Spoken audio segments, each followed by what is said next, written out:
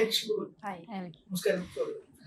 ലിജുവിലേക്ക് ഞാൻ തുടങ്ങാം. ഈ സിനിമയുടെ വരുന്നതിന് മുമ്പ് കുറച്ച് നാളുകൾക്ക് മുമ്പ് വളരെ ആന്റിസിപ്പേറ്റഡ് ആയിട്ട് നിൽക്കുന്ന ഒരു പ്രോജക്റ്റ് ബാലാജി തണ്ണീറിനൊപ്പം വിജയ് സേതുപതി പ്രോജക്റ്റുമായിട്ട് ബന്ധപ്പെട്ടാണ്. അത് ഈ ലൈനപ്പിൽ എങ്ങനെ പ്ലേസ് ചെയ്തു, എങ്ങനെ ഉണ്ടായിരുന്നു പടം? എനിക്ക് അതിൽ നിന്ന് തുടങ്ങാം. ഓക്കെ, ഞാനത് പ്രതീക്ഷിച്ചില്ല ആദ്യം അവിടെ എന്റെ തമിഴിൽ അടുത്തൊരു വലിയ റിലീസായിട്ട് വരാൻ പോകുന്ന സിനിമ അതായിരിക്കും. ബാലാജി തണ്ണീധരൻ വിജയ് സേതുപതി കൂട്ടുകെട്ടിലുള്ള അടുത്ത സിനിമ. എനിക്ക് തോന്നുന്നു ഇപ്പോൾ അതൊരു സ്കെയിൽ വെച്ച് നോക്കുകയാണെങ്കിൽ മുമ്പ് ചെയ്ത സീതാ കാത്തി എന്ന പോലെ അത്രയും വലിയൊരു പടമായിരിക്കില്ല. ഒരു ചെറിയൊരു സിനിമയാണ്, പക്ഷെ നല്ലൊരു കഥയാണ്. ഇതിലൊരു 6-7 വയസ്സുള്ള ഒരു ചെറിയൊരു ഒരു പയ്യനും കൂടി ഉണ്ട്. ഇപ്പം വിജയ് സേതുപതിയും ആ പയ്യനും തമ്മിലുള്ള ഒരു കഥയായിരിക്കും. അപ്പം അതിൽ എൻ്റെ ക്യാരക്ടർ വിജയ് സേതുപതിയുടെ വൈഫായിട്ടുള്ള ക്യാരക്ടറാണ് ഞാൻ ചെയ്തിരിക്കുന്നത്. ഇതൊരു 80s 90s നമ്മൾ പ്ലേസ് ചെയ്തിരിക്കുന്നത്. യെസ്, അങ്ങനെ ഒരു പീരിയഡ് ഫിലിമാണ്. അപ്പം എനിക്കിതിനെക്കുറിച്ച് ഇത്രേ പറയാൻ പറ്റുള്ളൂ, കാരണം നമ്മൾ ഒഫീഷ്യലി അനൗൺസ് ചെയ്തിട്ടില്ല സിനിമ. ഉണ്ട് അങ്ങനെ ഒരു സിനിമ ഉണ്ട് വരാൻ.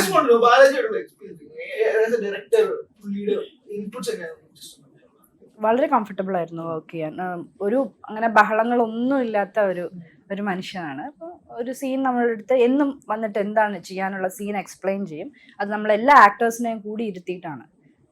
സാധാരണ അങ്ങനെ ഉണ്ടാവാറില്ല. ഒരു സീൻ തുടങ്ങുന്നതിന് മുമ്പ് ഇപ്പം വിജയ് സേതുപതിയും എനിക്ക് വിജയ് സേതുപതിയുടെ കൂടെയാണ് എൻ്റെ മേജർ സീക്വൻസസ് എല്ലാം. അപ്പോൾ വിജയ് സേതുപതി, ഞാൻ, ബാക്കി ആ സീനിലുള്ള എല്ലാ ആക്ടേഴ്സിനെയും വിളിച്ചിരുത്തി ആ സീൻ നറേറ്റ് ചെയ്ത് അതിനുശേഷം നമ്മളെല്ലാവരും ഡയലോഗ്സ് ഒന്ന് പറഞ്ഞു നോക്കി, ഇനി ഇത് നമ്മുടേതായ രീതിക്ക് എന്തെങ്കിലും പറയണമെന്നുണ്ടെങ്കിൽ നമുക്ക് അങ്ങനെ മാറ്റി പറയാൻ, അതെല്ലാം നമ്മൾ മുമ്പേ ഒന്ന് പ്രിപ്പയർ ചെയ്തിട്ടാണ് നമ്മൾ സീനിലേക്ക് പോവുക. അപ്പോൾ അതെനിക്കൊരു പുതിയ എക്സ്പീരിയൻസ് ആയിരുന്നു. കാരണം സാധാരണ നമ്മളൊരു സീനിന് നമ്മളായിട്ട് പ്രിപ്പയർഡ് ആയിട്ട് വന്ന് നമ്മളവിടെ ലൊക്കേഷനിൽ അല്ലെങ്കിൽ ആ ഒരു സ്പോട്ടിൽ വന്ന് നമ്മൾ ഇപ്പോൾ വീടാണെങ്കിൽ വീട് ആ റൂമിൽ നമ്മളത് പെർഫോം ചെയ്യാണ് ചെയ്യുക. ബാക്കിയെല്ലാം റെഡി ആയിട്ട് അതിന് മുമ്പ് എല്ലാവരും ഇരുത്തിയ ഒരു പ്രിപ്പറേഷൻ എനിക്ക് ഫസ്റ്റ് ടൈം ആയിരുന്നു.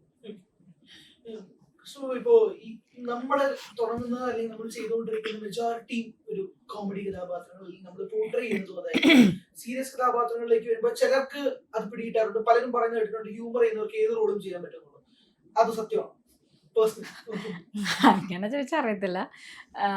കുറച്ചുകൂടി ഈസി ആണെന്നാണ് ഞാൻ മനസ്സിലാക്കുന്നത്. അതായത് ഹ്യൂമർ ചെയ്യുന്ന ആൾക്കാർ എല്ലാ ഇമോഷൻസും കൈകാര്യം ചെയ്യാൻ ബെസ്റ്റ് ആയിരിക്കും എന്നാണ് എൻ്റെ ഒരു എന്താ പറയുക, ഒരുപാട് ഡയറക്ടേഴ്സും അങ്ങനെ പറഞ്ഞിട്ടുണ്ട്. ഇതിന് മുന്നേ നമ്മൾ കണ്ടിട്ടുള്ള ആക്ടേഴ്സ്. ഇപ്പം നമ്മൾ എക്സാമ്പിൾസ് എടുക്കുകയാണെങ്കിൽ തന്നെ ഹനീഫിക്ക മുതൽ തുടങ്ങും അല്ലേ. കൊച്ചിൻ ഹനീഫിക്ക വളരെ സീരിയസ് ആയിട്ടുള്ള ക്യാരക്ടർ വന്നു കഴിഞ്ഞിട്ട് പിന്നെ ഹ്യൂമർ ചെയ്തു. അദ്ദേഹം നമുക്ക് 2 തരത്തിലുള്ള ജോണറിലുള്ളതും തന്നിട്ടുണ്ട്. ആണ് സുകുമാരി അമ്മ ഞാൻ ഏറ്റവും കൂടുതൽ ആരാധിക്കുന്ന ഒരു ആക്ട്രസ് ആണ്. എനിക്ക് എൻ്റെ ഓൾ ടൈം ഫേവറേറ്റ് ആക്ട്രസ് എന്ന് ചോദിച്ചാൽ സുകുമാരി അമ്മ തന്നെയാണ്. അമ്മ ഏത് ജോണറിലുള്ള ക്യാരക്ടേഴ്സ് നമുക്ക് ചെയ്യുന്ന ഒരു മാഗി ആൻറ്റി അല്ല, നമ്മൾ മെഡിക്കൽ സാക്ഷിയിൽ വരുമ്പോൾ കാണുന്ന അമ്മ, മീശമാധവനിലെ അമ്മ, അങ്ങനെ മാഗി ആൻറ്റി എന്ന് പറയുന്നത് അത്ര എക്സ്ട്രീമാണ്. ഇപ്പുറത്ത് വരുമ്പോൾ വേറെ. അപ്പോൾ അത് നമുക്ക് കണ്ടു വന്നിട്ടുള്ള എക്സാമ്പിൾസ് വെച്ച് നോക്കുമ്പോഴും ഈ ചോദിച്ച ചോദ്യത്തിന് അത് ഹ്യൂമർ കൈകാര്യം ചെയ്യുമ്പോൾ എല്ലാ ഇമോഷൻസിലുള്ള ക്യാരക്ടേഴ്സും ചെയ്യാൻ ഈസി ആണെന്നാണ് നമ്മളുടെ മുമ്പിലുള്ള എക്സാമ്പിൾസ് ഉള്ളത്. ഇപ്പം എന്നെ സംബന്ധിച്ച് പറയുകയാണെങ്കിൽ അങ്ങനെ ഈസി എന്നൊന്നും പറയാൻ പറ്റത്തില്ല. പക്ഷെ ദൃശ്യം 2 മുതലാണ് എന്നെ ഒരു ക്യാരക്ടർ ആർട്ടിസ്റ്റ് ആയിട്ട് അല്ലെങ്കിൽ ഒരു സപ്പോർട്ടിങ് ആക്ടറായിട്ട് ആൾക്കാർ തിരഞ്ഞെടുത്ത് തുടങ്ങിയെന്ന് എനിക്ക് തോന്നുന്നു. ലൈഫ് ഓഫ് ജോസൂട്ടിയും ഏകദേശം അങ്ങനെയായിരുന്നു. പക്ഷെ ദൃശ്യം 2 കഴിഞ്ഞപ്പോഴാണ് എനിക്ക് അത്തരത്തിലുള്ള കോൾസ് വന്നു തുടങ്ങിയത്. അതിന് മുമ്പ് കണ്ടിന്യൂസ് ആയിട്ട് ഹ്യൂമർ ടച്ചുള്ള തന്നെ ക്യാരക്ടേഴ്സ്, ആ ഒരു ജോണർ മാത്രമായിരുന്നു വന്നുകൊണ്ടിരുന്നത്. പക്ഷെ ഇതിന് വേണ്ടി ഇപ്പോൾ ഡിഫറെൻ്റ് ആയിട്ട് വരുന്നുണ്ട്. അപ്പോൾ ദൃശ്യം 2 വരുമ്പോൾ അന്ന് ആ സീൻ ചെയ്തപ്പോൾ എനിക്ക് കുറച്ചുകൂടി ഈസി ആയിട്ട് തോന്നി. അത് ആ ഒരു ക്രൂവിൻ്റെ ഒരു പ്രത്യേകത ഉണ്ട്, പ്രത്യേകിച്ച് ജീത്തു സാറ്. പിന്നെ നമ്മളത് ഷൂട്ട് ചെയ്യുമ്പോൾ ഉണ്ടായിരുന്ന ഒരു ആംബിയൻസ്, അത് അവിടെ ആ ഷൂട്ട് ചെയ്യുമ്പോൾ ഏകദേശം ഒരു സന്ധ്യാസമയത്താണ് അത് ഷൂട്ട് ചെയ്യുന്നത്. എൻ്റെ ആ സീന്, ഞാനും പോളി ആൻറ്റിയും തമ്മിലുള്ള ആ സീൻസ് ഷൂട്ട് ചെയ്യുന്നതൊക്കെ ഒരു സന്ധ്യാസമയത്താണ്. അപ്പോൾ തന്നെ ഏകദേശം ഇങ്ങനെ ഒരു ഇരുട്ട് ഒക്കെ ഉണ്ടായിരുന്നു. ഒരു റബ്ബർ തോട്ടത്തിൻ്റെ നടുക്കുള്ള ഒരു സാധാരണ ഒരു കുഞ്ഞു വീട്. അപ്പോൾ അവിടെ ചെല്ലുമ്പോൾ തന്നെ നമുക്ക് എന്തൊക്കെയോ ഒരു ഇച്ചിരി ഒരു ഡാർക്ക് അടിക്കുന്ന ഒരു ഇതുണ്ടായിരുന്നു. പിന്നെ എൻ്റെ ഡയലോഗ്സ് ആണെങ്കിലും അങ്ങനത്തെ ആയിരുന്നു. അത് വേഗം ഒറ്റയ്ക്ക് തന്നെ ഓക്കെ ആയി എന്നുള്ളതായിരുന്നു. എന്നിട്ട് എനിക്കിപ്പോഴും ഓർമ്മയുണ്ട്, ഞാൻ ആ കരഞ്ഞു ഇതെല്ലാം കഴിഞ്ഞിട്ട് സാർ മോണിറ്ററിൽ കട്ട് പറഞ്ഞിട്ട് മോണിറ്ററിൽ കുറച്ച് നേരം ഇങ്ങനെ നോക്കുന്നിട്ട് എന്നെ ഇങ്ങനെ നോക്കുന്നുണ്ടായിരുന്നു ഞാൻ നോർമൽ ആവാൻ വേണ്ടിയിട്ട്. പക്ഷെ ഞാൻ നോർമലായിരുന്നു, എനിക്കത് തോന്നിയില്ല. അപ്പൊ സാർ അന്ന് പറഞ്ഞു, എനിക്ക് തോന്നുന്നു ആ പടത്തിന്റെ ഇന്റർവ്യൂലാന്ന് തോന്നുന്നു, സാർ പ്രൊമോഷനിലാന്ന് തോന്നുന്നു പറഞ്ഞത്. അന്ന് സാർ എനിക്ക് നല്ലൊരു കോംപ്ലിമെന്റ് തന്നിട്ടുണ്ടായിരുന്നു. എനിക്ക് തോന്നുന്നു ആ പടം കഴിഞ്ഞപ്പോഴാന്ന് തോന്നുന്നു. അപ്പൊ കുറച്ചുകൂടി ഈസി ആയിട്ട് ഇവരെ പോലുള്ള ആൾക്കാർ ചെയ്യുകയാണെങ്കിൽ ഞങ്ങൾക്കും പണി കുറവാണ്, ഇവര് നല്ല രീതിയിൽ അത് ചെയ്യും എന്ന് പറഞ്ഞിട്ട് എൻ്റെ പേര് സാർ എടുത്ത് മെൻഷൻ ചെയ്തത് ദൃശ്യം 2 കഴിഞ്ഞപ്പോഴാണെന്ന് തോന്നുന്നു. അപ്പൊ അത് ലൈഫ് ഓഫ് ജോസ് കുട്ടിയിലും ദൃശ്യം 2 ഒരേ ക്ലാസ്സിലാണ്. ഈ ഒരു പൊസിഷൻ ആഗ്രഹിച്ചിരുന്നു, ലൈക്ക് ഇങ്ങനെ ഒരു വേഴ്സ്റ്റാലിറ്റി റോൾ. പിന്നെ ഒരു ആക്ട്രസ് എന്ന് പറയുമ്പോൾ ഒരു ആർട്ടിസ്റ്റ്, ഒരു ആക്ടർ എന്ന് പറയുമ്പോൾ നമ്മളെ എല്ലാ തരത്തിലുള്ള ഒരു റോളും ചെയ്യണം എന്നുള്ളതാണല്ലോ. അത് ഹ്യൂമർ ചെയ്യുമ്പോൾ എല്ലാവർക്കും അത് ചിലപ്പോൾ സക്സസ് ആവണം എന്നില്ല. എന്തോ ദൈവാധീനം കൊണ്ട് ഞാൻ എൻ്റെ ലൈഫിലും വളരെയധികം തമാശ ഇഷ്ടപ്പെടുന്ന ആളാണ്, പറയാനും ഇഷ്ടപ്പെടുന്ന ആളാണ്, കേൾക്കാനും ഇഷ്ടപ്പെടുന്ന ആളാണ്.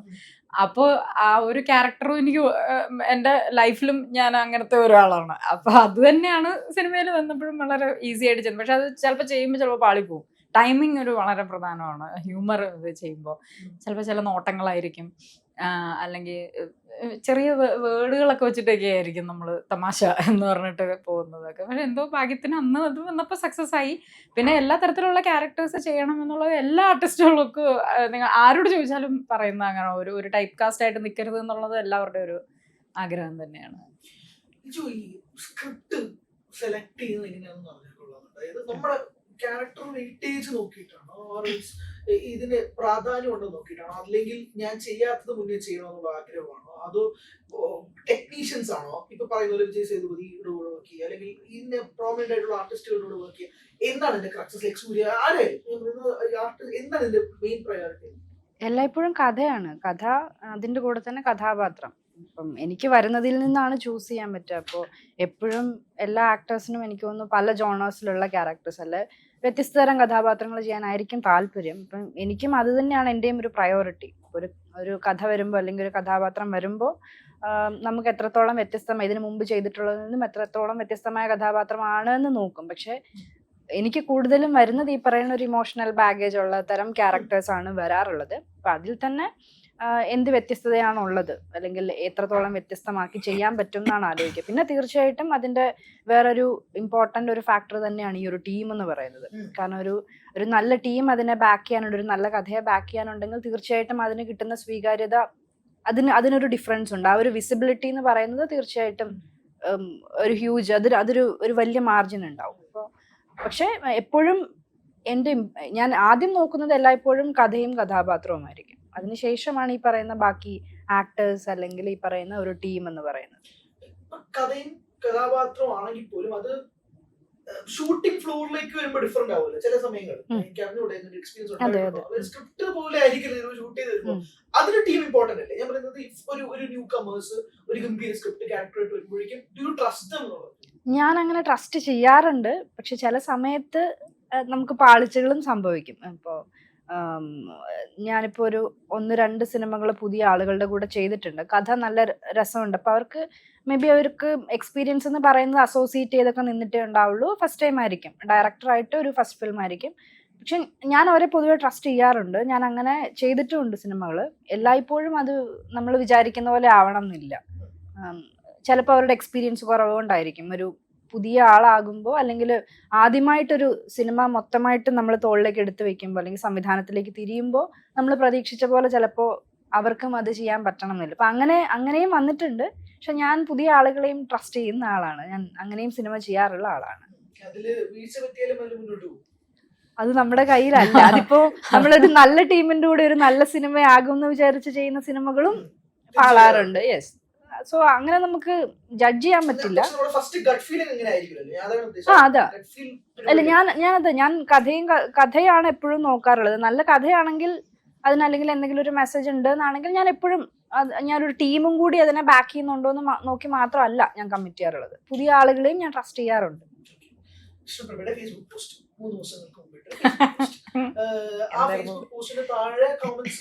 രണ്ട് അഭിപ്രായങ്ങളുണ്ട്. പക്ഷെ ഇപ്പൊ നമ്മൾ ഈ പ്രൊമോഷൻ നിൽക്കുമ്പോഴേക്കും ഈ പ്രൊമോഷന്റെ ഡീവിയേറ്റ് ആവുമെന്ന് തോന്നുന്നുണ്ടോ? ലൈക്ക് ഈ ചോദ്യം വളരെ പ്രസക്തമായി ചോദിക്കണം. ഓരോ ഇന്റർവ്യൂസിലും ചിലപ്പോൾ നിങ്ങൾക്ക് റിപ്പീറ്റ് ചെയ്യേണ്ടി വരും ഒരേ കാര്യങ്ങൾ. രണ്ട് കാര്യങ്ങളാണ്. ഒന്ന്, എല്ലാ വിഷയത്തിലും പ്രതികരിക്കണം എന്നുള്ള വാശി സമൂഹത്തിൽ ഉണ്ടാവുന്നത് ശരിയാണോ? രണ്ട്, ഈ വിഷയവുമായിട്ട് ബന്ധപ്പെട്ട് മാത്രമല്ല, നമ്മളൊരു ഒരു ആർട്ടിസ്റ്റിനെ സംബന്ധിച്ചിടത്തോളം എവിടെ പ്രതികരിക്കണം, എങ്ങനെ പ്രതികരിക്കണം എന്നുള്ളത് ഇമ്പോർട്ടന്റ് ആയിട്ട് മാറാറുണ്ട്. അങ്ങനെ ഇപ്പൊ ഈ ചോദ്യം നമ്മുടെ അടുത്ത് ഇന്നലെ വേറെ ആരോ ചോദിച്ചിട്ടുണ്ടായിരുന്നു. നിങ്ങൾ നിർബന്ധമായിട്ടും ഒരു സെലിബ്രിറ്റി ആയതുകൊണ്ട് നിർബന്ധമായിട്ടും പ്രതികരിക്കണം എന്നുണ്ടോ എന്ന്.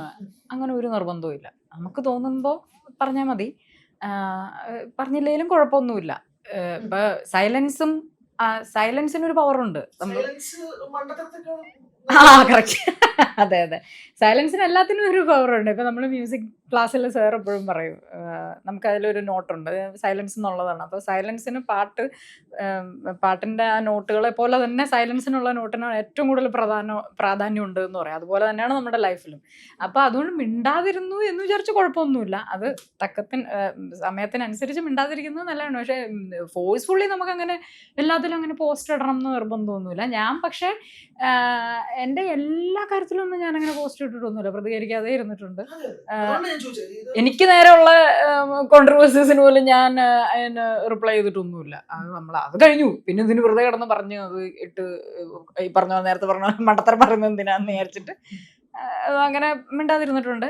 പക്ഷെ ചില സോഷ്യൽ ഇത് വരുമ്പോൾ ഞാൻ കുറച്ചുകൂടി കൂടുതൽ ഇത് ശ്രദ്ധിക്കാറുള്ള ഒരാളായതുകൊണ്ട് ചില കാര്യങ്ങൾക്ക് പ്രതികരിക്കാറുണ്ട്. അല്ലെങ്കിൽ എൻ്റെ ഒരു ഡിസിഷൻ ഞാൻ പറയാറുണ്ട്, എഴുതാറുണ്ട്. അങ്ങനെ അതാണ് ഇപ്പോൾ അന്ന് ഞാൻ എഴുതിയിട്ടുണ്ടായിരുന്നത്. അതും അവരുന്നയിച്ച ആശയം വളരെ കറക്റ്റാണ്. അല്ലാണ്ട് ഒരു പൊളിറ്റിക്കൽ പാർട്ടീനല്ല ഞാൻ സപ്പോർട്ട് ചെയ്തിട്ടിരുന്നത്. പക്ഷെ അവർ ഇപ്പോഴത്തെ ഈ CJP എന്ന് പറയുന്നത് അവർ ഉന്നയിച്ച ആശയത്തെയാണ് എല്ലാവരും സപ്പോർട്ട് ചെയ്യുന്നത്.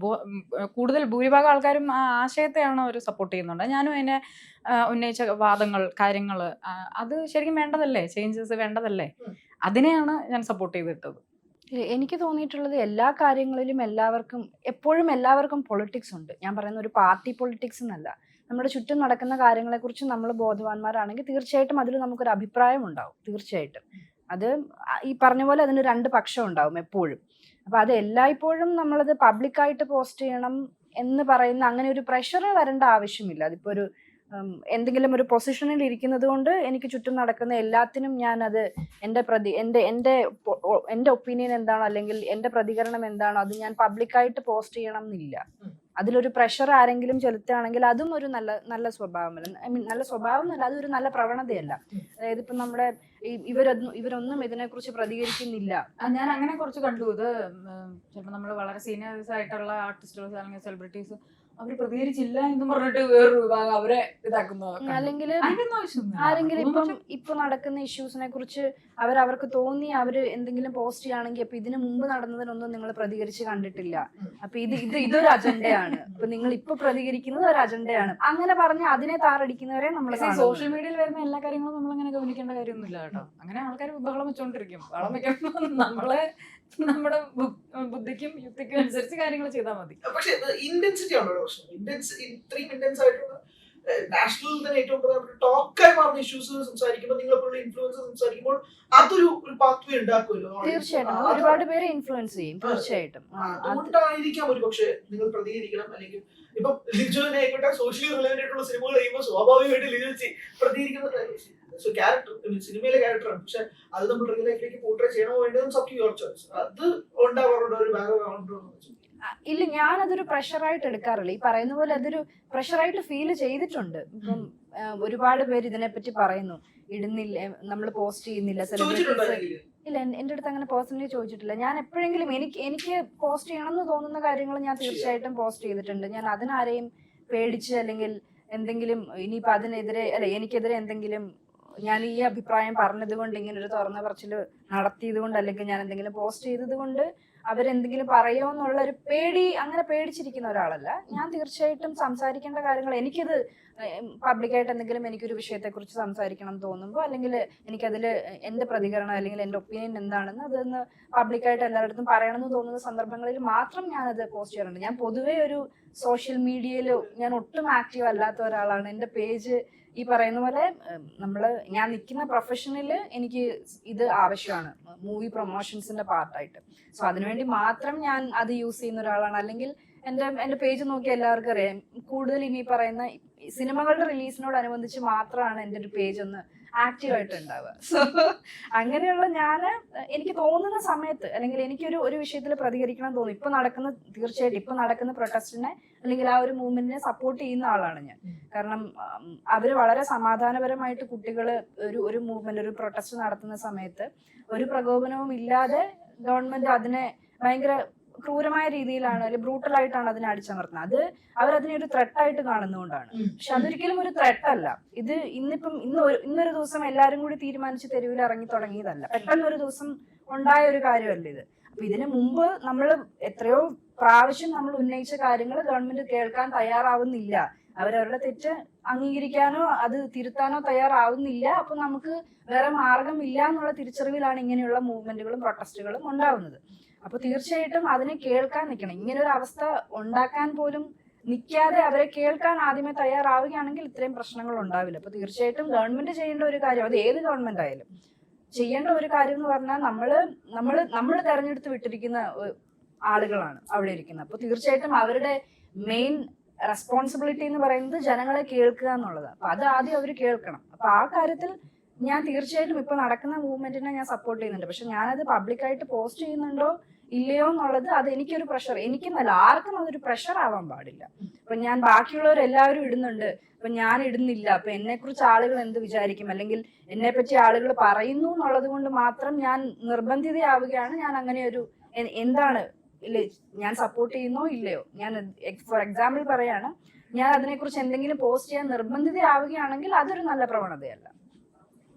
നമ്മുടെ ഉള്ളിൽ നമുക്കൊരു തോട്ട് ഉണ്ടായാൽ മതി. അത് എല്ലാവരുടെയും ഉള്ളിലുണ്ട്. ഞാൻ പറയുന്ന പാർട്ടി പൊളിറ്റിക്സ് അല്ല. ഞാൻ പറയുന്നത് തീർച്ചയായിട്ടും എല്ലാത്തിനെ പറ്റിയും എല്ലാവർക്കും പൊളിറ്റിക്സ് എല്ലാവർക്കും ഉണ്ട്, എല്ലാവരുടെയും ഉള്ളിലുണ്ട് പൊളിറ്റിക്സ്. പക്ഷെ അത് പബ്ലിക്കായിട്ട് നമുക്ക് പറയണം എന്ന് തോന്നുമ്പോൾ അല്ലെങ്കിൽ ചില വിഷയങ്ങളിലായിരിക്കും നമുക്ക് എന്തെങ്കിലും അത് ഓക്കെ ഇതെനിക്ക് പബ്ലിക്കായിട്ട് ഇതിനെക്കുറിച്ചൊരു എൻ്റെ ഒരു റെസ്പോൺസ് അല്ലെങ്കിൽ എൻ്റെ ഒരു റിപ്ലൈ അല്ലെങ്കിൽ എൻ്റെ ഒരു ഒപ്പീനിയൻ പറയണം എന്ന് എനിക്ക് തോന്നുന്നത് ചില വിഷയങ്ങളിൽ മാത്രമായിരിക്കും. എല്ലാവർക്കും എല്ലാ കാര്യങ്ങളിലും ഒപ്പീനിയൻ പബ്ലിക്കായിട്ട് പറയാൻ തോന്നില്ല. അപ്പം അങ്ങനെ തോന്നുന്ന സമയത്ത് മാത്രം അത് ചെയ്താൽ മതി എന്നാണ് എനിക്ക് തോന്നുന്നത്. അല്ലെങ്കിൽ അതൊരു പ്രഷറായിട്ട് എടുത്ത് ബാക്കിയുള്ളവർ ചെയ്യുന്നു എന്ന് കണ്ട് നമ്മൾ ചെയ്യേണ്ട ആവശ്യം അങ്ങനെയല്ല അത് വരേണ്ടത്. ശരിക്കും നമുക്ക് തോന്നിയിട്ടാണ് നമ്മളത് ചെയ്യേണ്ടത്. ഇപ്പം ഈ അവാർഡ് കിട്ടുന്ന കാര്യങ്ങൾ, ഈ ബെസ്റ്റ് ക്യാരക്ടർ ആർട്ടിസ്റ്റ് എന്നുള്ളൊരു അവാർഡ് കിട്ടുന്ന സമയത്ത് എനിക്കുള്ളൊരു ഡൗട്ടാണ്, പ്ലീസ് ക്ലാരിഫൈ. അതായത് നമ്മളൊരു ബെസ്റ്റ് ക്യാരക്ടർ ആർട്ടിസ്റ്റ് അല്ലെങ്കിൽ ബെസ്റ്റ് ആക്ട്രസ്, ഇതിന്റെ ഡിഫറൻസ് അവാർഡ് കിട്ടിയ ഒരു വ്യക്തി എന്ന രീതിയിൽ ഞാൻ ചോദിക്കുകയാണ്. ഇപ്പൊ കഴിഞ്ഞ തവണ ഉർവശി ചേച്ചി പറഞ്ഞൊരു സ്റ്റേറ്റ്മെന്റ് ഉണ്ട്. ആ സ്റ്റേറ്റ്മെന്റ് എന്ത് കിട്ടിയാലും വാങ്ങിച്ചോണ്ട് പോയത് പെൻഷൻ കാശില്ല, I deserve that best actress award. ഈ നടന്ന സംഭവത്തിൽ you were the lead, one of the lead or you were the lead. പക്ഷെ എന്തുകൊണ്ട് ക്യാരക്ടർ സ്വയം ചോദിച്ചിട്ടുണ്ടോ? ഞാൻ സർക്കാരോട് ചോദിക്കണോ? തീർച്ചയായിട്ടും അത് എനിക്കും തോന്നിയിട്ടുള്ള കാര്യമാണ്. പിന്നെ അവരുടെ മാനദണ്ഡം എന്താണെന്നുള്ളത് അറിയില്ല, അത് അവർ ഒരിക്കലും പറയാറുമില്ല. അതായത് നമ്മൾ ഓരോ കാറ്റഗറിയിൽ ആളുകളെ തെരഞ്ഞെടുക്കുന്നില്ല. ഇപ്പൊ ഒരു ക്യാരക്ടർ ആർട്ടിസ്റ്റ് എന്നുള്ള ഒരു കാറ്റഗറി അവര് എന്തൊക്കെ മാനദണ്ഡങ്ങൾ വെച്ചാണ് അങ്ങനെ ഒരു ലിസ്റ്റ് ഉണ്ടാക്കുന്നത്. അതായത് എന്തായാലും നോമിനീസ് ഉണ്ടാവും. ഈ നോമിനീസ് ആരൊക്കെയാണെന്നും ഒന്നും ഒരിക്കലും അതിപ്പം നാഷണൽ അവാർഡിനും ഇല്ല. അങ്ങനെ ചില സമയങ്ങളിൽ മാത്രമേ അവരത് പുറത്തു അതാണ്. അപ്പൊ എന്താണ് ഈ മാനദണ്ഡം എന്നുള്ളത് എനിക്കും അറിയില്ല. അപ്പം ബെസ്റ്റ് ക്യാരക്ടർ ആക്ടർ ഫീമെയിൽ എന്ന് വന്നപ്പോ ഞാനും ആലോചിച്ച കാര്യമാണ്. ഓക്കെ, ഞാൻ പക്ഷെ അതിൻ്റെതൊരു ക്യാരക്ടർ ഒരു റോൾ ആയിരുന്നില്ല എന്നുള്ളത് ഞാനും ആലോചിച്ചതാണ്. പക്ഷെ എന്താണ് അതിന്റെ മാനദണ്ഡം എന്നുള്ളത് എനിക്കും അറിയില്ല. അതുകൊണ്ട് എനിക്ക് അതിൽ ക്ലാരിറ്റി തരാൻ പറ്റുമെന്ന് ചോദിച്ചാൽ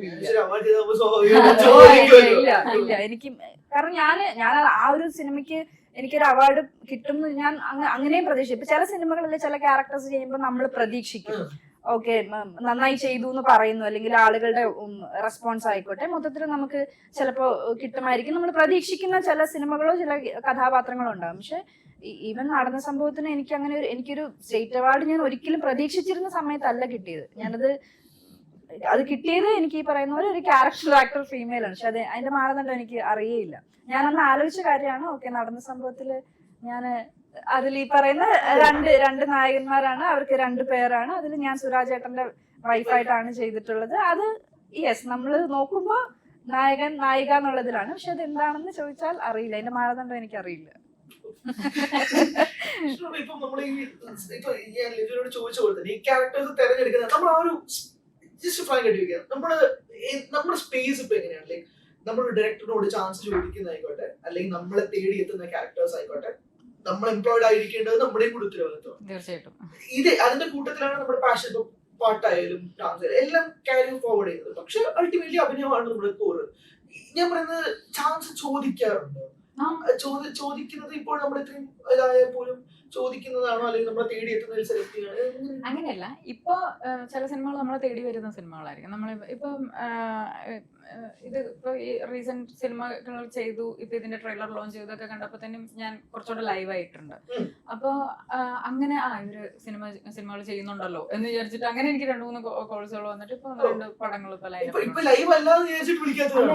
എനിക്കറിയത്തില്ല കേട്ടോ. അത് ഇപ്പൊ ഈ അവാർഡിന്റെ മാനദണ്ഡത്തിന്റെ കാര്യം പറഞ്ഞതുപോലെയാണ്. ചില ആൾക്കാർ സിനിമയിൽ വിളിക്കാത്തതിൽ അതിന് പല പല കാരണങ്ങളുണ്ട്. അപ്പൊ ഒരാള് സിനിമയിൽ നിൽക്കുന്ന ഒരു ആള് തന്നെ എന്റെ അടുത്ത്, ഞാനൊരു മീറ്റിങ്ങിന് ചെന്നപ്പോഴത്തേനും, ഒരു ഫംഗ്ഷന് ചെന്നപ്പോഴത്തേനും എന്നെ കണ്ടപ്പോ ചോദിച്ചു, ഓ ഇവിടെ ഉണ്ടോ എന്ന്. ഞാൻ പറയാം ഞാനവിടെ പോയി. പറഞ്ഞ അല്ല, എന്തോ ഇൻസ്റ്റിറ്റ്യൂട്ട് ഒക്കെ വന്നിട്ട് പുള്ളി UK കാനഡയോ അങ്ങനെ എന്തോണം പറഞ്ഞത്, UK ആണെന്ന് എനിക്ക് തോന്നുന്നത്. അവിടെ ഇൻസ്റ്റിറ്റ്യൂട്ട് കിട്ടും, അപ്പൊ അവിടെ ഇടയ്ക്ക് ഇങ്ങനെ ക്ലാസ് ഒക്കെ ആയിട്ട് പോകുന്നുണ്ട് എന്നൊക്കെ പറഞ്ഞു. ഞാൻ പറഞ്ഞ പുള്ളി UK പുള്ളി. അപ്പൊ ഞാനിങ്ങനെ മനസ്സിലായി. അപ്പോഴാണ് എനിക്കിത് ടക്കെന്ന് ഇങ്ങനെ ഒന്ന് കത്ത് ചെയ്ത്, ചിലപ്പോ ഇങ്ങനെയായിരിക്കും പുറത്തേക്ക് പോകുന്നത്. നമ്മള് ഇപ്പൊ ഡാൻസും പാട്ടും ഷോസ് ഒക്കെ ചെയ്യുമ്പോഴത്തേനും ഇവര് ചിലപ്പോ ഇൻസ്റ്റിറ്റ്യൂട്ട് ഒക്കെ ആയിട്ട് ചിലപ്പോ ബിസി ആയിട്ട് കാരണം ചിലപ്പോ ഇനി സിനിമകൾ ചെയ്യാൻ താല്പര്യമില്ലേ എന്നൊക്കെ പറഞ്ഞിട്ട് അങ്ങനെയൊക്കെ പറഞ്ഞ് അടിച്ചുവിടുന്നവരുണ്ടോ അതറിയത്തില്ല. ഇതിപ്പോ ഒരാൾ നമ്മളത് പറഞ്ഞപ്പോഴാണ് നമുക്ക് ഇതിന്റെ സത്യാവസ്ഥ മനസ്സിലാവുന്നത്. അപ്പൊ അതുകൊണ്ട് തന്നെ ഞാൻ ശരിക്കും സിനിമയിൽ അഭിനയിക്കുക എന്നുള്ളത് എൻ്റെ ചെറുതിലേ മുതലുള്ളൊരു ആഗ്രഹമായിരുന്നു. ചെറുതിലേ മുതൽ ഞാൻ ചാൻസ് ചോദിച്ചു തന്നെയാണ് സിനിമയിൽ വന്നിട്ടുള്ളത്. ചെറിയ ചെറിയ വേഷങ്ങൾ ചെയ്താണ് നിങ്ങൾ ഇപ്പോഴാണെന്ന് കൃഷ്ണപ്രഭയായിട്ട് തന്നെ നിങ്ങൾ കാണുന്നത്. ഇപ്പോഴും അറിയാവുന്നവരുടെ അടുത്തൊക്കെ ഞാൻ പറയും എന്തെങ്കിലും ക്യാരക്ടർ ഉണ്ടെങ്കിൽ വിളിക്കണം. പക്ഷെ അതെല്ലാവരും ചെയ്യുന്നതാണ്.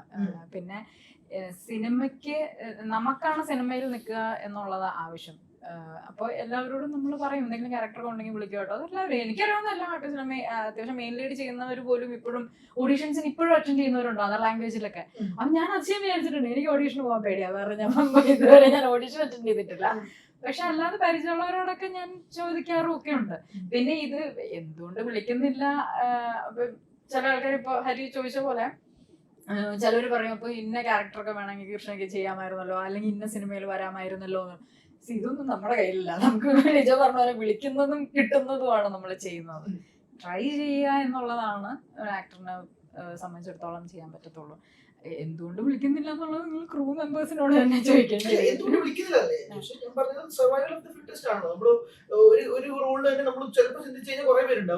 പിന്നെ ഇപ്പൊ ഞാൻ മനസ്സിലാക്കിയ ഒരു കാര്യം, ഇപ്പൊ ഞാൻ ഈ ഒരാൾ ചോദിച്ചു എന്ന് പറഞ്ഞല്ലോ, ചിലപ്പോ ഡാൻസും കാര്യങ്ങളൊക്കെ അല്ലെങ്കിൽ പാട്ടും ഇതൊക്കെ ആയിട്ട് ഇൻസ്റ്റിറ്റ്യൂട്ട് ഒക്കെ ആയിട്ട് ഇരിക്കുകയാണ് ചിലവർ വിചാരിക്കുന്നവരുണ്ടാവും.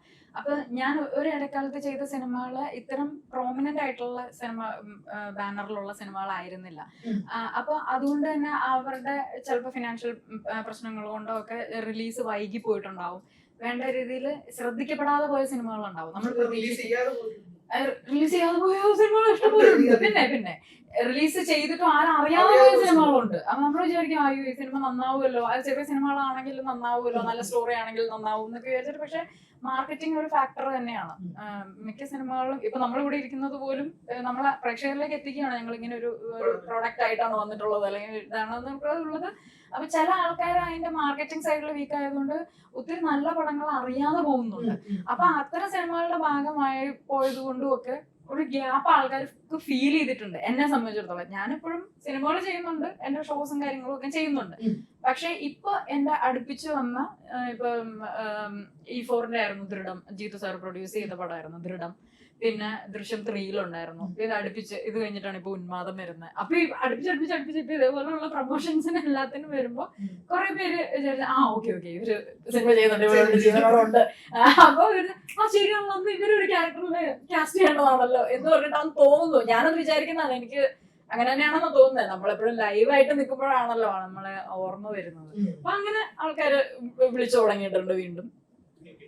ഒരിടയ്ക്ക് ഇഷ്ടം പോലെ ബാക്ക് ടു ബാക്ക് സിനിമകൾ ചെയ്തിരുന്നു. ഇപ്പൊ ലൈഫ് ഓഫ് ജോസൂട്ടിയുടെ സമയത്ത് ഇന്ത്യൻ പ്രണയകഥ അതൊക്കെ വരുന്നുണ്ട്. ഒരു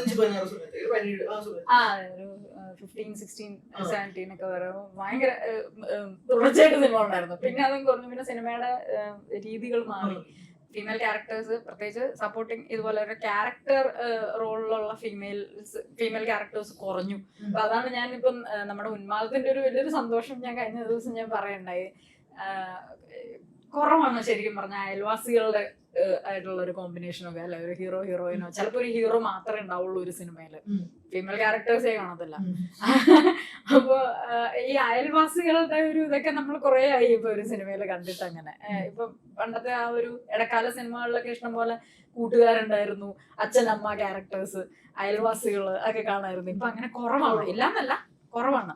ഇതിന്റെ അകത്ത് ഇപ്പൊ ഞങ്ങൾ നല്ല അയൽവാസികളാണ്.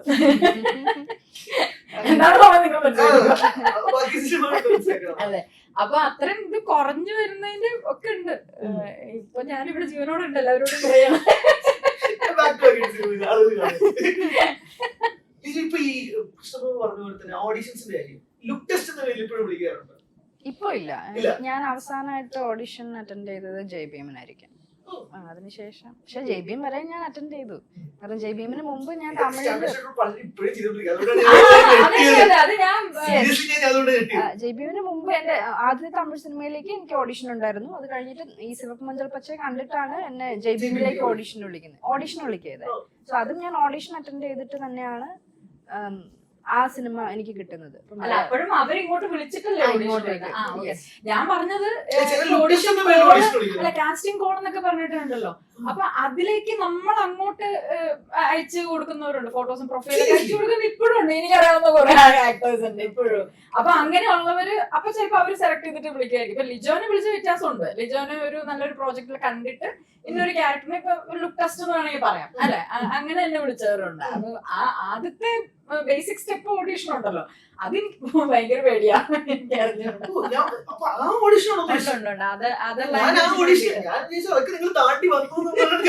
അതർ ലാംഗ്വേജിന് വേണ്ടിട്ട് ഞാൻ ഈ അടുത്ത് ഞെട്ടിപ്പോയി. വളരെ നമുക്ക് പ്രമുഖനായിട്ടുള്ള ഒരു നടൻ എല്ലാത്തിനും കുത്തിയിരുന്നയക്കുന്നുണ്ട്, തെലുങ്കിലേക്കോ തെലുങ്കിലേക്കോ ഒക്കെ. അപ്പൊ ഞാൻ ഇപ്പോഴും ഞാനെല്ലാത്തിനും പോവാറുണ്ട്. നമ്മളെ ഇവിടെ ഫ്ലൈറ്റൊക്കെ പിടിച്ച് പോകും. അത് നമുക്ക് വളരെ പ്രമുഖനായിട്ടുള്ള ഒരു നടനാണ്. അപ്പൊ ഞാൻ അതെന്തിനാ അങ്ങനെ, അവരൊക്കെ എന്തെങ്കിലും കോണ്ടാക്ട് ഉണ്ടാവും. അപ്പൊ അങ്ങനെ വിളിച്ചിട്ട് ഇപ്പോഴും ട്രൈ ചെയ്ത് പ്രൊഫൈലൊക്കെ അയച്ചു കൊടുക്കുന്നവരുണ്ട്. ആവശ്യം നമ്മുടെയാണ്. സിനിമയ്ക്ക് ഞാൻ അല്ലെങ്കിൽ വേറെ ആൾ, അല്ലെങ്കിൽ ലിജോ അല്ലെങ്കിൽ വേറെ ആള്, അങ്ങനെയുണ്ട്. നമ്മളെ അറിഞ്ഞ് ഇങ്ങോട്ട് വിളിക്കുന്ന ഇതിന് ശരിക്കും ഓഡിഷൻ എന്ന് പറയാമെങ്കിൽ കൂടിയും അവർക്ക് നമ്മളൊരു ക്യാരക്ടറിന് ആപ്റ്റ് ആണോ എന്നൊക്കെ നോക്കിയിട്ടൊക്കെ വിളിക്കുന്നതായിരിക്കും. അവരിങ്ങോട്ട് വിളിക്കുന്നതായിരുന്നല്ലോ. ഇത് ഞാനിങ്ങനെ കണ്ടിട്ട് നിങ്ങളെ പോലെ തന്നെ ഞാനും ഞെട്ടിപ്പോയിട്ടുണ്ട് ഒരാളുടെ കേട്ടിട്ട്. ഞാൻ ഇത് അങ്ങനെ കിട്ടുമോ? ബ്രാൻഡ് ചെയ്ത് ഈ കണ്ണീർ നടിയായിട്ട് തോന്നുന്നത് എനിക്ക് വളരെ മോശമായിട്ട് തോന്നുന്നുണ്ട്. മോശം എന്ന് പറഞ്ഞാൽ എന്റെ പേഴ്സണൽ വ്യൂ ആണ്. അങ്ങനെയാണോ നിർബന്ധമില്ല. ഞാൻ പറയുന്നത് ഇപ്പൊ ഓരോ ക്യാരക്ടർ എടുക്കുന്ന ഡെപ്ത് നമുക്ക് ഹിറ്റ് ചെയ്യണമെങ്കിൽ യു ഹാവ് ടു പോർട്രേ എന്ന് പറയുന്നത് ഒരു തോന്നൽ നമുക്ക് വരുന്നോണ്ടാണല്ലോ ലിജോയെ കാസ്റ്റ് ചെയ്യുന്നത്. അതിനകത്ത് പല ഷെയ്ഡ്സും ഉണ്ട്. ഇപ്പൊ ബേബികളുടെ പോലെ അല്ല, ഡിഫറെന്റ് ഓരോ ഷെയ്ഡും അങ്ങനെ ആയിരിക്കുമല്ലോ. ഞാൻ പറയുന്നത് ഈ ബ്രാൻഡിങ് പരിപാടി what is your take on it? എനിക്ക് ഭയങ്കര നെഗറ്റീവായിട്ട് തോന്നുന്നു. മനസ്സിലായി. എനിക്കും ഈ പറയുന്ന ഞാൻ മുമ്പേ ഞാൻ അത് പറഞ്ഞു, ഇപ്പം എനിക്ക് വരുന്ന ക്യാരക്ടേഴ്സ് കൂടുതൽ ഈ പറഞ്ഞ ഇമോഷണൽ ബാഗേജ് ഉള്ള അല്ലെങ്കിൽ വെയിറ്റേജ് ഉള്ള ക്യാരക്ടേഴ്സ് ആണ് എനിക്ക് കൂടുതലും വരുന്നത്, എസ്പെഷ്യലി ആഫ്റ്റർ JBM. പക്ഷെ വരുന്നതിൽ തന്നെ എത്രത്തോളം ഡിഫറെന്റ് ആയിട്ടുള്ള ക്യാരക്ടേഴ്സ് ആണ് എന്നാണ് ഞാൻ എപ്പോഴും ശ്രദ്ധിക്കാറുള്ളത്. ഇപ്പൊ പറഞ്ഞതുപോലെ പൊന്മാനിലുള്ള പോലെ ഒരു ക്യാരക്ടറേ അല്ല ബേബികളിലുള്ളത്, ബേബികളിലുള്ള പോലെ ഒരു ക്യാരക്ടറേ അല്ല തീർച്ചയായിട്ടും ഇപ്പൊ ഉന്മാദം എന്ന് പറയുന്ന സിനിമയിലുള്ളത്. പക്ഷെ എനിക്ക് തോന്നുന്നു ആളുകള് ഈ പറയുന്നത് എന്താണെന്ന് വെച്ചാൽ ചിരി അല്ലെങ്കിൽ വളരെ ലൈറ്റർ മൊമെന്റ്സ് ഉള്ള ക്യാരക്ടേഴ്സ് ഞാനിപ്പം റീസെന്റ് ആയിട്ട് ചെയ്തിരിക്കുന്നത് കുറവാണ്. മേ ബി അതുകൊണ്ടായിരിക്കാം അങ്ങനെ ഒരു ടാഗ് വരുന്നതെന്ന് എനിക്ക് തോന്നിയിട്ടുണ്ട്. തീർച്ചയായിട്ടും അതുണ്ട്. പക്ഷെ അപ്പൊ എനിക്കും ആഗ്രഹമുണ്ട് വളരെ ലൈറ്റർ നോട്ടിലുള്ള സിനിമകൾ ചെയ്യണം.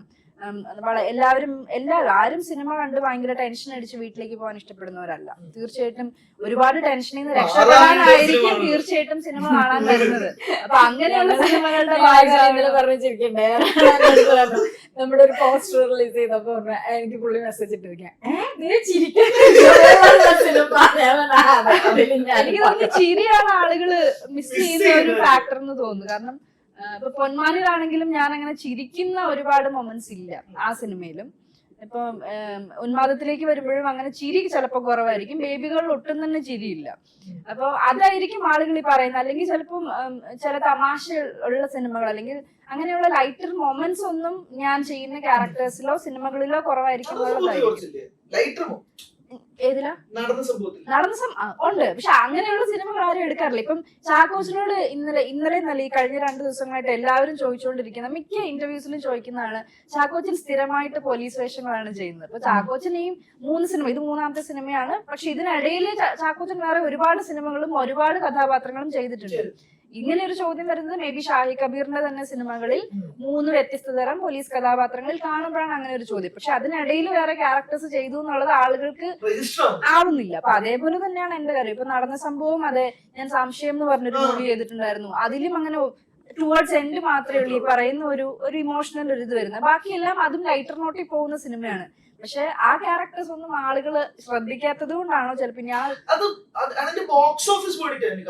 തീർച്ചയായിട്ടും എനിക്ക് അതാണ് ഞാൻ പറയാൻ പോകുന്നത്. ചിലപ്പോ അത് നമ്മൾ വിചാരിക്കുന്ന അത്ര തിയേറ്ററിൽ വിജയം കൈവരിക്കാത്ത സിനിമകളായതുകൊണ്ടാവാം, ചിലപ്പോ ആളുകൾ അറിയാത്തത് കൊണ്ടാവാം ഈ പറയുന്നത്. ഇപ്പം ആളുകൾ നോക്കുമ്പോ പൊന്മാൻ കഴിഞ്ഞിട്ടുള്ളത് ഒരു ബേബി ഗേൾ ആണ് എന്നുള്ള, അല്ലെങ്കിൽ അതിന് മുമ്പുള്ള ഒരു ജൈബീമാണ് എന്നുള്ളത് കൊണ്ടായിരിക്കും ചിലപ്പോ അങ്ങനെ പറയുന്നത്. പക്ഷെ എനിക്കും താല്പര്യമുണ്ട് ഈ പറഞ്ഞ പോലെ ലൈറ്റർ ക്യാരക്ടേഴ്സും ലൈറ്റർ അങ്ങനെയുള്ള ഒരു മുഴുനീള തമാശ സിനിമയുടെ ഭാഗമാകണം എന്ന് ആഗ്രഹമുണ്ട്.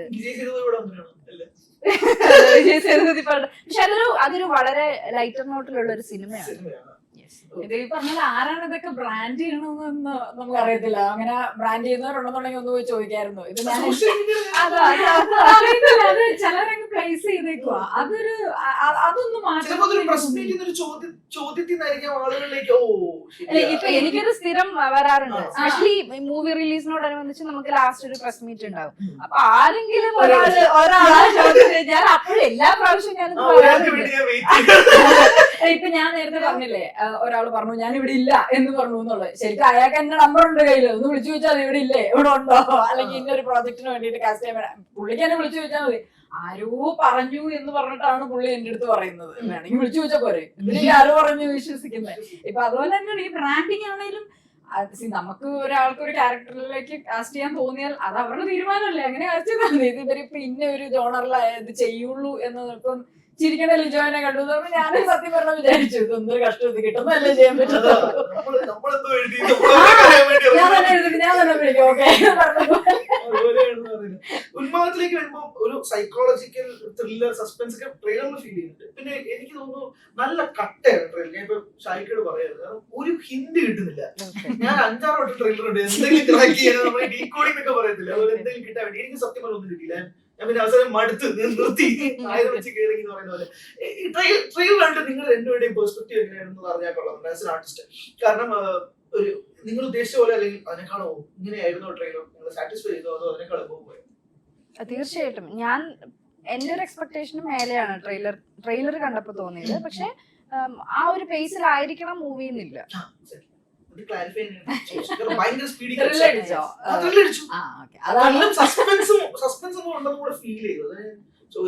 ഈ പറഞ്ഞ എല്ലാം ഉണ്ട്, സസ്പെൻസ് ഉണ്ട് അതില്, ത്രില്ലർ, പിന്നെ അതേപോലെ ഹൊറർ എലമെന്റ് വരുന്നുണ്ട്, അങ്ങനെ എല്ലാം ഉണ്ട്.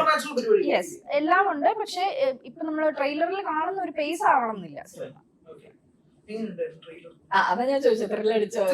പിന്നെ എന്താ വെച്ചാല് നമ്മൾ ഇതിനു മുമ്പ് കണ്ടുവന്നിട്ടുള്ള ഷായിക്കയുടെ റൈറ്റിംഗിലുള്ള സിനിമകൾ വെച്ചിട്ടും ആൾക്കാര് അല്ലേ അതെ അതെ അതെ അവരാവുന്നത് പറയുന്നത് ലൈറ്റ് ആണെന്ന് പറഞ്ഞാൽ കൂടിയും പ്രേക്ഷകരെ ഇപ്പൊ നമ്മൾ ബ്രാൻഡിങ്ങിന് പറഞ്ഞല്ലോ അവരെന്തോ പ്രൈസ് ചെയ്ത് വെച്ചിരിക്കുകയാണെന്നാണ്. അപ്പൊ തീർച്ചയായിട്ടും നിങ്ങൾ നിരാശപ്പെടുത്തുന്നില്ല. നിങ്ങൾ ത്രില്ലർ പിന്നെ ട്രെയിലർ കണ്ട് ത്രില്ലടിച്ചതുപോലെ തന്നെ സിനിമ നിങ്ങൾക്ക് ഇഷ്ടപ്പെടും. എന്തായാലും നമ്മൾ ഈ ഒരു ടീമിനൊപ്പം വർക്ക് ചെയ്യുക എന്നുള്ളതാണ് ഞങ്ങൾ ആർട്ടിസ്റ്റുകളെ സംബന്ധിച്ചിടത്തോളം ഏറ്റവും വലിയൊരു, പ്രത്യേകിച്ച് ഷായിക്ക് ഒരു മെയിൻ ഘടകമാണ് ഈ ഒരു ടീം. പനോരമ സ്റ്റുഡിയോസ് ഇൻഡിപെൻഡന്റ് ആയിട്ട് മലയാളത്തിൽ ചെയ്യുന്ന ഫസ്റ്റ് പടം ഞാനിപ്പോഴും ഓർക്കുന്നുണ്ട്. ഞങ്ങളെ ദിവസത്തെ ഫസ്റ്റ് ഡേ ഷൂട്ടിന്റെ അന്ന് ഷാജു ചേട്ടനാണ് പേരായിട്ട് ചെയ്യുന്നത്, ഞങ്ങൾ പേരായിട്ട് ചെയ്യുന്നത്. അപ്പൊ ഷാജു ചേട്ടൻ ഓടി വന്നിട്ട് പനോരമ സ്റ്റുഡിയോസിന്റെ പടത്തിലാണ് നമ്മൾ അഭിനയിക്കുന്നത്. ഞാനെപ്പോഴും അറിയുന്നത്. അപ്പൊ അത്രത്തോളം ഇൻഡിപെൻഡന്റ് പടം ഇവരെ ചെയ്യുന്നത്. ഷജനാന്ന് പറഞ്ഞപ്പോ ഞാനിപ്പോ അപ്പൊ നമ്മളൊന്ന് ഞെട്ടി. അത്രത്തോളം എക്സൈറ്റഡ് ആയിട്ടാണ് ഞങ്ങൾ ഓരോ കാര്യം ചെയ്തിട്ടുള്ളത്.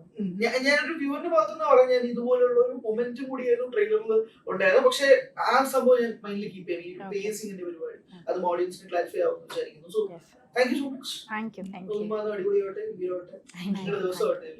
Thank you so much. കൂടുതൽ വാർത്തകൾക്ക് News 18 Keralam YouTube channel subscribe ചെയ്യുക.